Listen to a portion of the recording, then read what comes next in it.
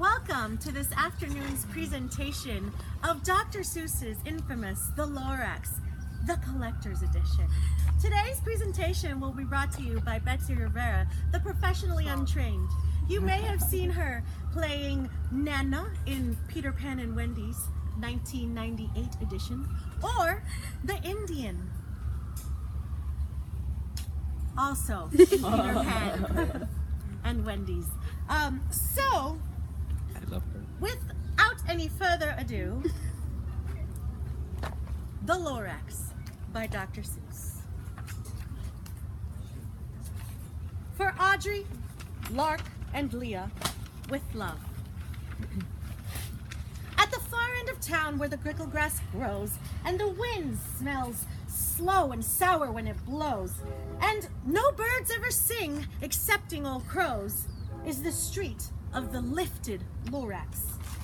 And deep in the grickle grass, some people say, if you look deep enough, you will still see today where the Lorax once stood, just as long as it could before somebody lifted the Lorax away. What was that Lorax? And why was it there? And why was it lifted and taken somewhere? From the far end of town where the grickle grass grows, the old Onceler still lives there. Ask him, he knows.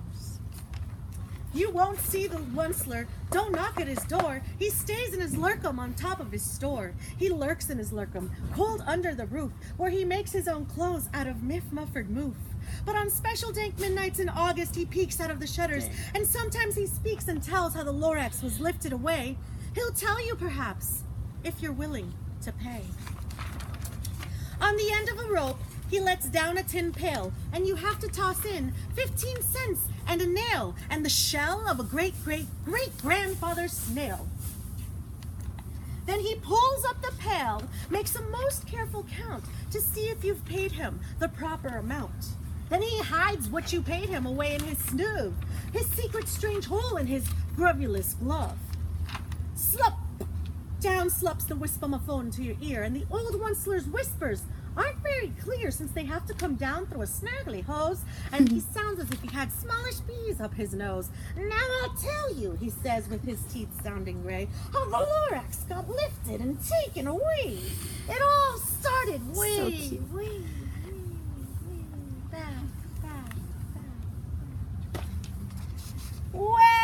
back in the days when the grass was still green and the pond was still wet and the clouds were still clean. The song of the Swami Swans rang out in space. One morning I came to this glorious place and I first saw the trees, a truffle of trees. Mile after mile in the fresh morning breeze, the bright colored tufts of those truffle of trees. And under the trees I saw brown barbaloots frisking about in their barbaloot suits as they played in the shade and ate truffle of fruits. From the ripulous pond came the comfortable sound of the humming fish humming while splashing around. But those truffle of trees.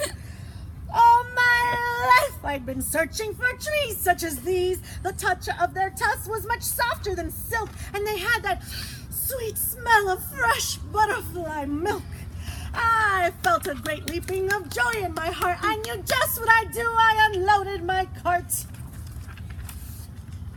In no time at all, I had built a small shop, and then I chopped down a truffle tree with one chop, and with great skillful skill and with great speedy speed, I took the soft tuft and I knitted a thneed.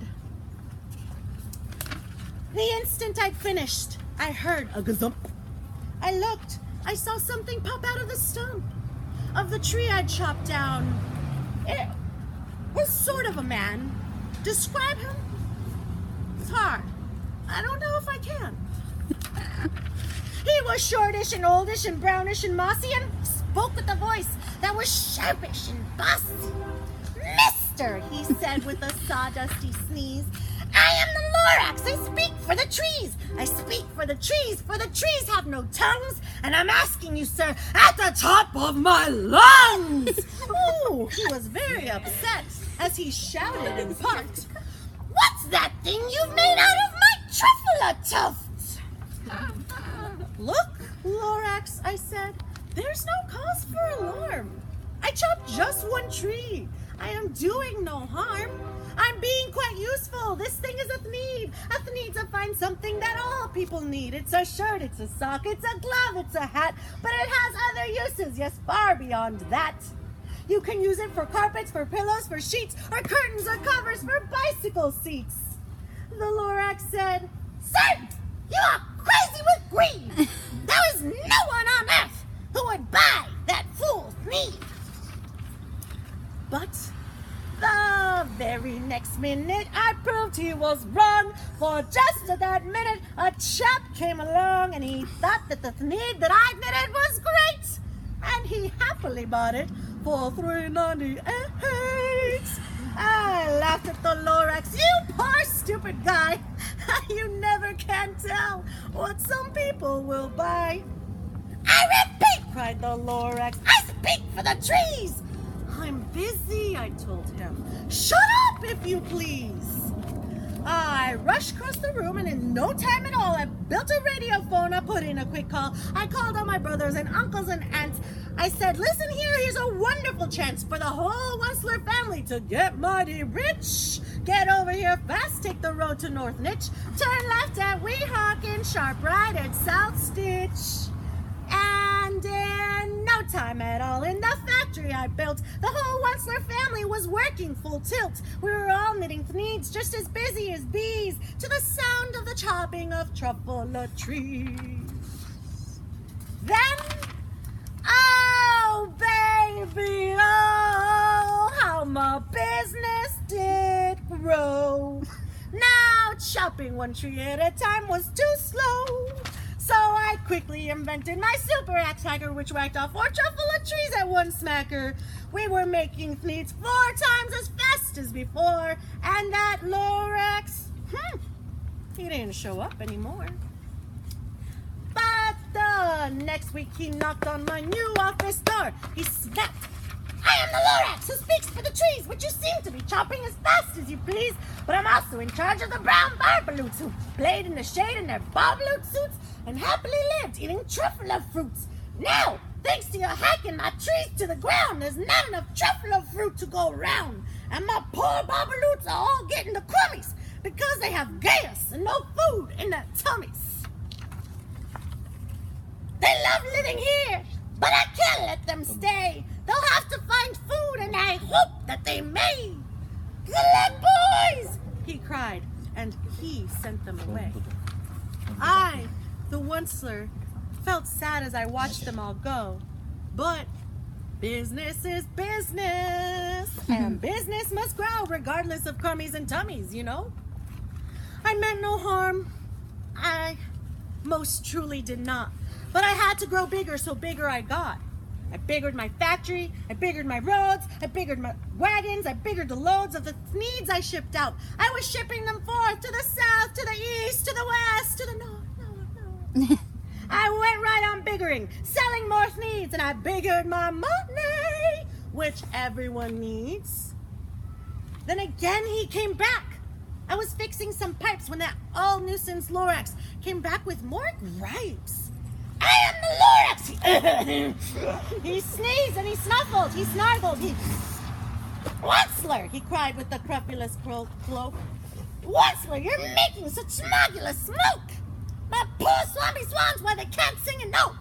No one can sing who has smog in his throat!" "And so," said the Lorax, "please pardon my they cannot live here, so I'm sending them off. Where will they go? I don't hopefully know. They may have to fly for a month, for a year, to escape from the smog that you've smogged up here. What's more," snapped the Lorax. His dander was up. "Let me say a few words about Gluppity Glup. Your machinery chugs on day and night without stop, making gluppity glup, or show schluppity schlup. And what do you do with this leftover goo? I'll show you, you dirty old Wensler man, you. You're glumping the pond with a humming fish hummed. No more can they hum, for their gills are all gummed. So I'm sending them off. Oh, their future is dreary. They'll walk on their fins and get woefully weary in search of some water that isn't so smeary." And then I got mad. I got terribly mad. I yelled at the Lorax. Now, listen here, Dad. All you do is yap and say bad, bad, bad, bad. Well, I have my rights, sir, and I'm telling you that I intend to go on doing just what I do. And for your information, you Lorax, I'm biggering and biggering and biggering, turning more truffle trees and tooth needs, which everyone needs.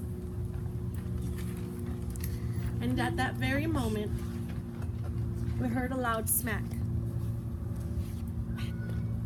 From outside in the fields came a sickening smack of an axe on a tree. Then we heard the tree fall.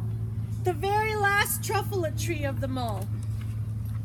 No more trees, no more needs, no more work to be done. So in no time at all, my uncles and aunts, everyone, all waved me goodbye. They jumped into my cars and drove away under the smoke-smothered stars. Now all that was left beneath the bad-smelling sky was my big empty factory, the Lorax and I.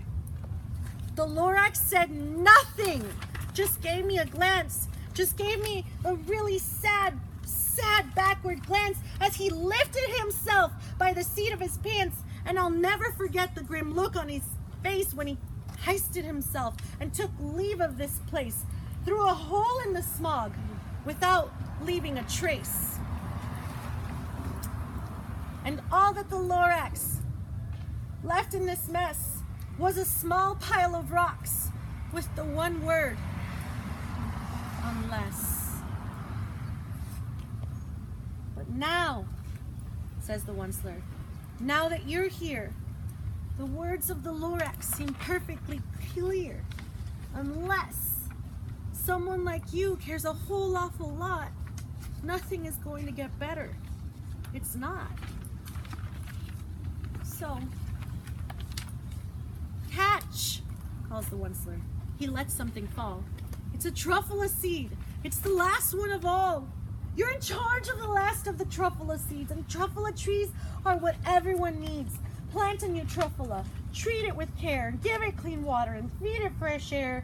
Grow a forest, protect it from axes that hack, then the Lorax and all of his friends may come back.